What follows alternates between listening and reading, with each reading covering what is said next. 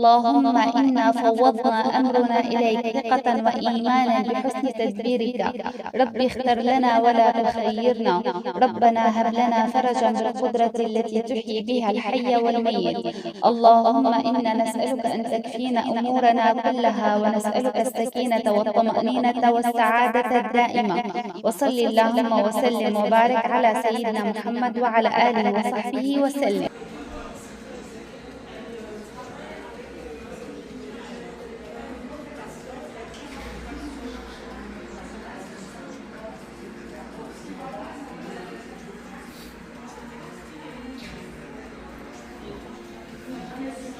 السلام عليكم ورحمة الله وبركاته. الله يسعد أوقاتكم بكل خير وصحة وسعادة يا رب. رجعت لكم بفيديو جديد، إن شاء الله ينال إعجابكم وتستمتعوا أنتوا عم تشوفوه، تستفيدوا منه كمان، يخلي لي إياكم يا رب. أنا كتير آسفة إنه عم بتأخر بتنزيل الفيديوهات، والله بتعرفوا هيك إذا الواحد هون عنده مواعيد أو هيك أمور، يعني والله هيك صاير فينا. حبيت أبدأ معكم الفيديو، كنت هون بدي أحلل دم. فهون عنا بالتحليل عندهم ماكينة للقهوة هيك عدة أنواع كتير طيبة ولذيذة. هيك بعد ما حلّلت والله بتعرفوا أنتم سبحان الله هيك على الريق فقلت لأشرب لي هيك فنجان قهوة هي بالبندق كتير طيبة والله. إيه والله قعدت هيك شوي ارتحت بعد التحليل، كان لإنه كمية منيحة سحبت لي دم، فقُلت إنه لأ بدها هيك فنجان قهوة، وقُلت عندي شوية وقت مشان أروح أجيب بنتي كمان، ومشان بدي ساوي طبختي، وكمان اليوم الفيديو متنوع. رِحت كمان لعند رفيقتي سلّمنا عليها هيك اجتمعنا جمعة حلوة. فإنه مشاركة معكم كمان أكلة الكبسة بالسمك، إن شاء الله تنال إعجابكم يا رب. يخلّي لي إياكم، وإن شاء الله هيك يا رب تستمتعوا أنتم عم تشوفوا الفيديو، ولا تنسوني من دعمكم إن هيك عم تحبوا فيديوهاتي مشان أتشجّع وهيك نزّل أكتر فيديوهات كمان. لا تنسوني من دعمكم، تشتركوا بالقناة يلّي مو مشترك، وتعملوا لي إعجاب وتشاركوا الفيديو لكل حدا بتحبوه. ربي يكرمكم، يبارك فيكم. هون بعد ما طلعت من عند المخبر، هو قريب على بيتي تقريبًا في مشي هيك شي 5 دقايق. وكان برد والله يوميتها، يعني برد منيح وبلّش البرد. وأنتم كيف الأجواء عندكم؟ شاركوني بالتعليقات. بعد ما رجعت قُلت بدي شارككم السمك تتبيلته. هلأ أنا عادةً التتبيلة باعصر ليمون والبهارات كلّها بقلب عصير الليمون، بس كنت كتير مستعجلة لإنه اتأخرت على رفيقتي وما بدي إنه أتأخر أكتر، فقُلت خلص هيك على السريع حطيت بالنسبة للبهارات. هلأ السمك ما بده بهارات كتيرة مو متل الدجاج سبحان الله. حطيت معلقة كمون، ومعلقة بزر كزبرة، ومعلقة بابريكا، وفلفل أسود. بس هدول اللي حطيتُن، ما باحط أي شي تاني. وكمان الليمون باعصره، بس هيك استسهلت وعصرته بالمعلقة. عادةً أنا يعني إذا أنتم الأفضل لإلكم تعصروا الليمونة كلّها كاملة وتحطّوا البهارات وتحركون منيح وتحطّوهم فوق السمك. فوالله هيك قُلت بدي أنقعهم قبل ما أروح عند رفيقتي، لإنه أقل شي يقعدوا بالتتبيلة تقريبًا شي ساعتين. هلأ كل ما قعدوا بالتتبيلة أكتر سبحان الله بياخدوا طعمة البهارات أكتر. وباقطّع كمان أنا الليمون هيك بافركن شوي مع السمك. كتير هيك بيعطيه طعمة طيبة. وهذا السمك هو ما فيه زناخة، هذا الفيليه بشكل عام يعني. هلأ أنا بدي أقلي السمك. هلأ نحن سبحان الله كونّا بناكل كتير أكل فيه دجاج، فحبّيت هي الكبسة تكون بالسمك، وولادي كتير كتير حبّوها الصراحة. يعني باعمل الرز أبدًا متل الكبسة، والسمك باقليه كتير بييجي طيب، وباحط قريدس بقلب السمك. هلأ بتشوفوا الطريقة.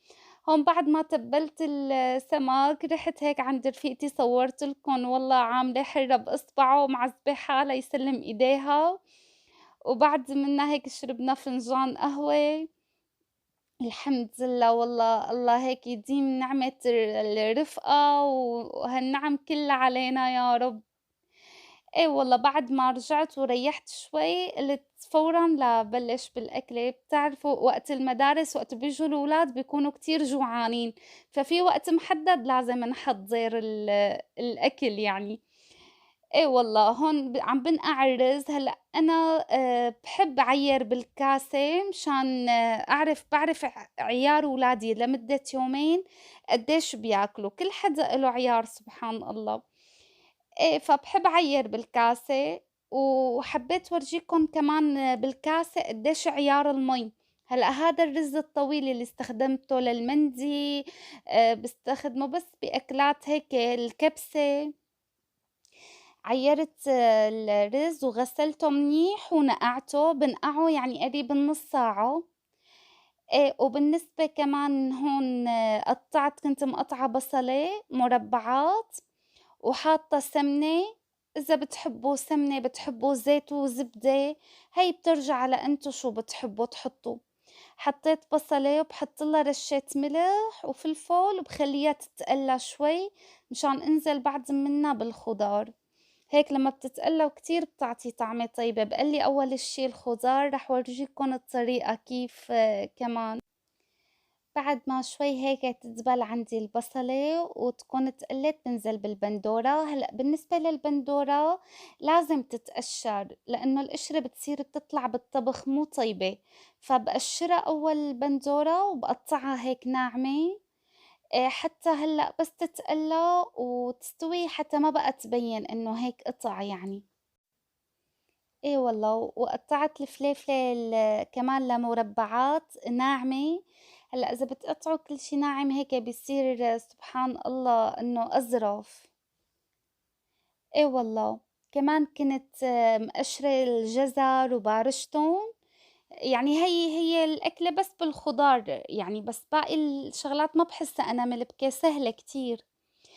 إيه والله حطيتهم هيك هلأ بقليهم مزبوط، مزبوط، حطيت لهم الملح، بعدين أنتم بتركزوا الملح، وكل حدا بيذوق على حسب ما بيحب الملح. في ناس تحب الملح كتير ظاهر، في ناس لأ بتحبه الملح ما يكون كمان كتير. بضلني مقلّبون لحتى هيك كلّن يعني ياخدوا التقلاية كلّن سوا. هون هيك شوي اهمدوا شوي على التقلاية. هذا بهار الكبسة بتلاقوه بالمحلات العربية.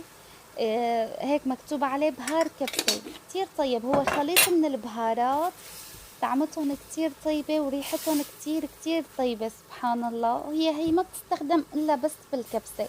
في ناس ممكن تستخدم هاد البهار لأكتر من شغلة، بس سبحان الله أنا بس للكبسة باستخدمه إنه طيب. إيه والله هون بعد ما تقلى كمان باحب أقلي معه دبس البندورة. هذا دبس البندورة كمان أكيد بتعرفوه. إيه والله باحط هيك معلقتين كبار حسب الكمية، حسب انتو ما بتحبوا إنه كيف تكون لون الرز. هلأ ما باحب أنا كتير يكون كميتها كبيرة. هلأ الكمية اللي عندي الرز كتيرة ما شاء الله، فإنه حطيت معلقتين كبار وقليتهم مضبوط، مضبوط. عم ورجيكم كيس القريدس اللي جايبته كمان، بس قبل ما بدي أحطه بدي الخضرة تمام تستوي. حطيت لها شوي مي مغلية مشان تستوي كلها مع بعض. بغطيها هلأ لتاخد استوا.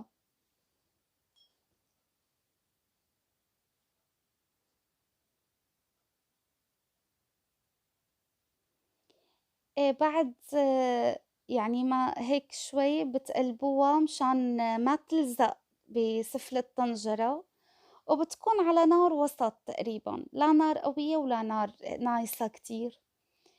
هلأ هون أنا عم شوف الخضرة، باشوفها هلأ بالمعلقة، إذا لقيتها هيك يعني قاسية لسه لأ باخلّيها شوي كمان.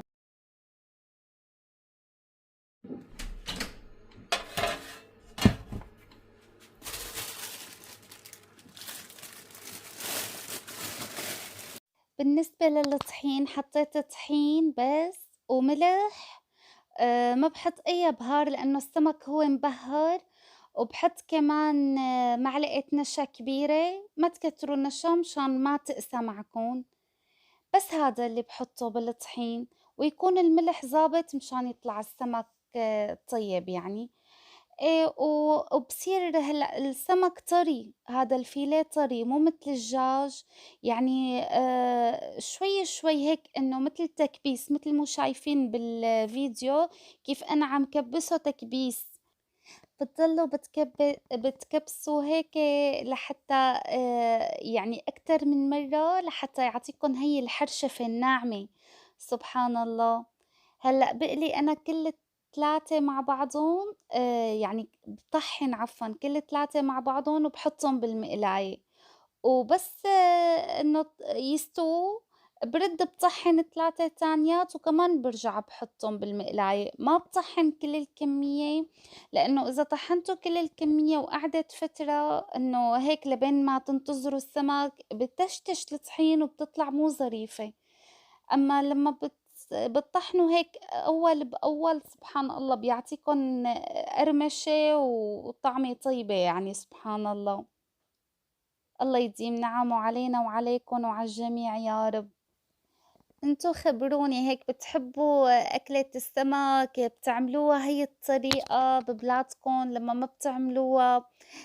هلأ هي الأكلة شوي غريبة حتى نحن بسوريا يعني ما بنعملها، بنقلي السمك لحال أكيد هيك يعني إنه مو مع كبسة، بس أنا هي الطريقة من وقت إجيت هيك على بلجيكا سبحان الله قلت دائمًا بناكل دجاج، فمرة هيك كنت قالية سمك وعاملة رز كبسة كتير الولاد حبوها. فإنه سبحان الله باقول معلش مشان يستفيدوا كمان لإنه السمك كتير نافع، كتير مفيد. كمان بدي أحط لومي بس هيك لمّا حطيت المي هلأ لإنه بدي كمان أنزل بالقرادس، كنت غاسلة اللومي وكمان هيك بشكّها بالسكينة 4 شكّات مشان تطلع منّا الطعمة الطيبة. وهلأ كل شوي تقريبًا كل 5 دقايق حركوها مشان ما ترسّي لتحت وتلزق بالطنجرة، الحمد لله أنا دائمًا يعني باطبخ وأبدًا ما بيرسّي. هلأ إذا انتبهتوا هيك شوي نشفت المي يعني إنه لقيتها هيك طريت الخضرا فبدي نزّل القرادس، كنت القرادس كمان غاسلته ومصفّيته. كتير والله هيك طيب مع الرز، سبحان الله أكلة طيبة يعني. إيه باحرّكُن مع بعضُن وبعدين بدي أنزل كمان بنصفة الرز، هلأ أنا لمّا الرز بانقعه ما باحط مَيّ كتير، هلأ إذا ما بدكن تنقعوا الرز كل كاسة رز كاسة ونص مَيّ، بس أنا لإنه بانقعه كل كاسة رز بدها كاسة مَيّ. أنا لإني حاطة هون الصلصة، فبنقّص من عدد المي مشان يطلع معكن الرز مفلفل هيك كل حبّة بحبّتها. هلأ أنا بانقعه لإنه بصراحة أنا جرّبته بنقع وبلا نقع، أنا هيك بقول تجربتي وأنتم كمان حسب ما بتحبّوه. سبحان الله أنا وقت بانقعه بالنسبة أنا عندي وجع معدة وهيك، فكتير الرز هذا سبحان الله إنه حسّيته كاستواء ما عاد لبّك لي معدتي، ما عاد ضايقني. بس وقت باطبخه بدون نقع بيضايقني والله بصراحة. حطيت نصفة المي وبعدين هلأ بانزل بالرز. هلأ لا تواخذوني على هي المصفاية أنا باحبها مع إنه جوزي هداك اليوم حيكب لي إياها، قُلت له: "لأ لا تكبّها أنا والله باحبها لهي المصفاية." قال: "ما حلوة عم تصوري فيها." قُلت له: "خلص إنه أنا هيك إنه بالاقيها ظريفة." كل ما باشتري مصفاية هو لإنه المصافي هون بتحسّوهم ما باعرف شلون دائمًا بينكسروا والله ما يعني ما باعمل لهم شي.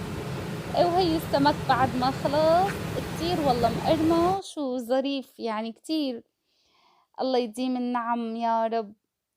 إيه والله هلأ الرز أول شي بيكون على حرارة عالية، النار بيكون عالي، باحركه هيك تحريكتين مشان يعني يندمج مع بعضه، وما يرسّي كلّه والمي تطلع. فآخر الشي هلأ بس لاقي المي شوي نشفت، باجيب تبع التهداية هي لمّا بتهدّوا الرز بيعود ما بقى يلزق بسفل الطنجرة، كتير ظريفة هي، كمان أنا جايبتها من عند الأتراك. باحطّها على النار وباحط الطنجرة فوق منّا، وباترك الرز وباخلّي النار طبعًا كتير، كتير نايصة، وبارد باحرّك الرز مشان